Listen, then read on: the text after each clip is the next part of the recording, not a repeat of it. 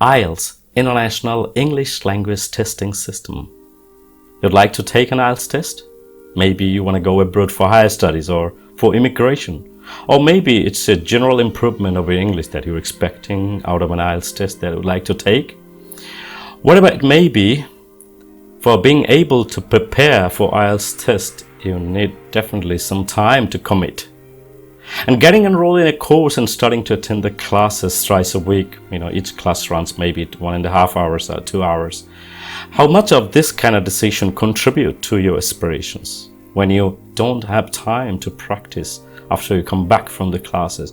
Maybe you've got a daytime job, and after the busy hours to spend at the workplace, as you get home, you get exhausted, and washing and changing, taking dinner, that makes you really tired even more, and you go to bed, or you've got some other commitments to the family, and you really can't make time to practice even for half an hour.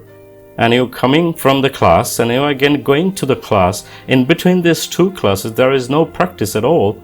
Please, then, don't start a course. It'll be a waste of money. If you are in a situation like this, you can't make time to study after the class is over. As you get home, maybe you're too busy to make time. In that case, just buy some books and practice at home. Don't spend the money in a coaching center.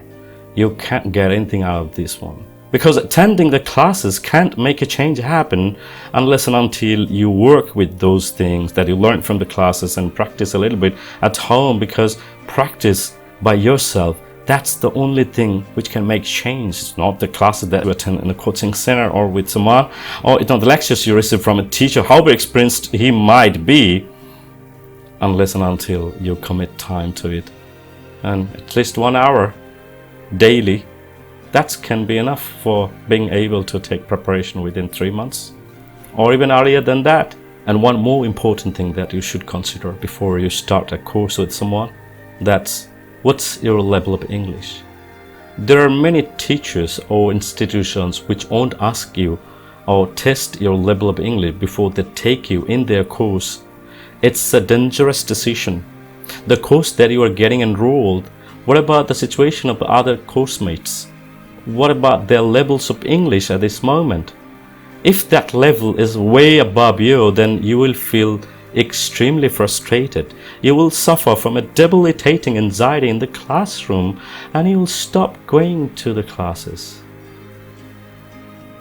So ask your teacher to test your level of English. Don't just be an overconfident and say, well, my level of English is very well, so don't think I can't do it. I'm okay, just get me enrolled. Don't take this decision by yourself. Let the teacher do that. Maybe he will spend a few minutes to check your level of English by asking you a few questions. That's what I always do whenever someone comes to me with an interest in IELTS course. Before I take them in, I usually go for asking a few questions to see whether their level of English is okay to start an IELTS course or not.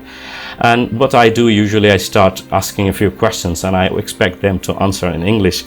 Or sometimes I give them a paper that has a few questions to answer, maybe a simple translation, correcting sentence or fill in the blank type sentences. It's a pretty simple test. If your level is just pre-intermediate level, then it's okay. You can start an IELTS course. Otherwise, you should go for a spoken session and being able to speak a little bit, understand from listening from others, or read a little bit from the newspaper and understand things like that, improving your vocabulary a little bit.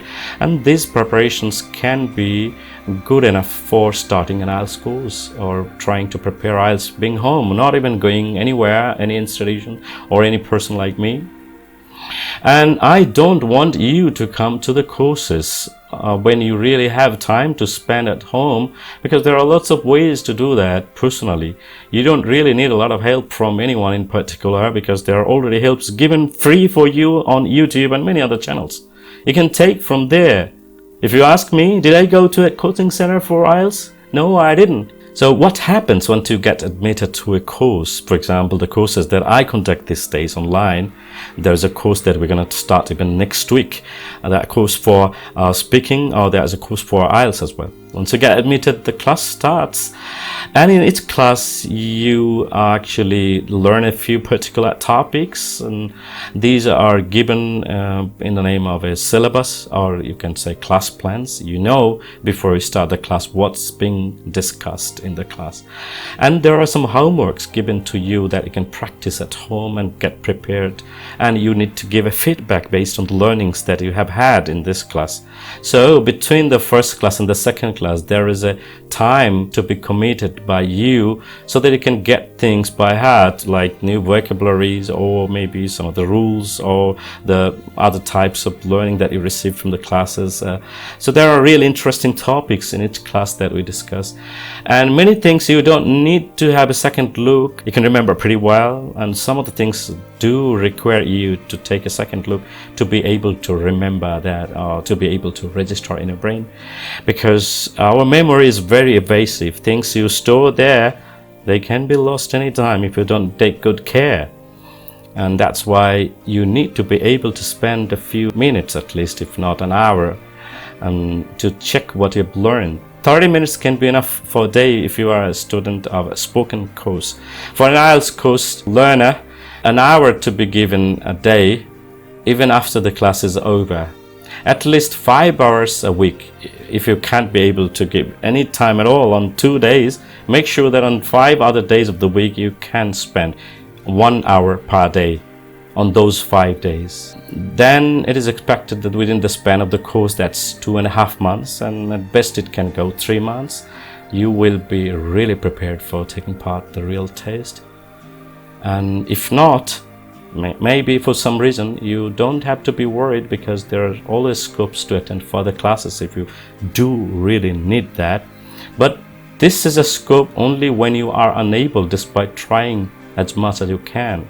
It shouldn't be considered as an opportunity of wasting time so that you can come back again whenever you want. Yes, you can come back, but how much of the time can you give for a course like this? It's not the whole lifetime you have to spend for Ielts. There are other important jobs to do, so it's important that you take it seriously once you get admitted, and practice regularly and do the homeworks as required. Then yes, your score will be definitely up to your expectation. There are people who have sole dependence on the teacher who conducts the Ielts classes, and this can jeopardize the whole plan if you've got this kind of dependence on a person who will make change happen. It's not gonna happen. It's your work. You've got to make change happen, and the teacher, like me, can guide you to the right way and tell you what to do and not to do, and you've got to do those things and make things ready for the teacher so that he can check your work and tell you what are some of the problems they need to take care of.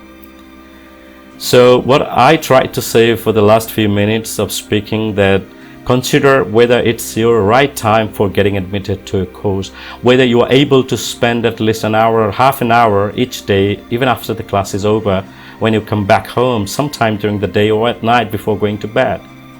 And if these things are okay, then you can start. Otherwise, don't venture.